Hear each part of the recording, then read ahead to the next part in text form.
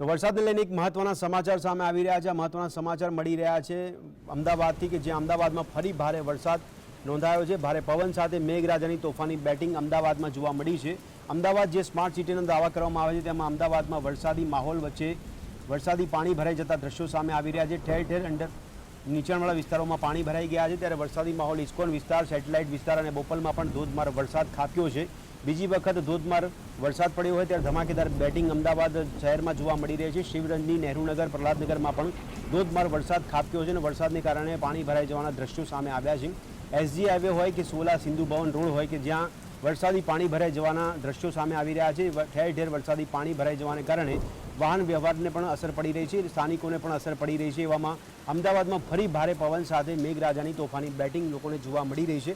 અમદાવાદના દરેક વિસ્તારોમાં દરેક ઝોનમાં અત્યારે વરસાદી માહોલ જોવા મળી રહ્યો છે, જેને કારણે ઠેર ઠેર અમદાવાદમાં પાણી જોવા મળી રહ્યું છે। મોટાભાગના રસ્તાઓ છે તે પાણીમાં જળમગ્ન થઈ ગયા છે અને તેને કારણે વાહન વ્યવહારને પણ વધારે અસર પડી છે।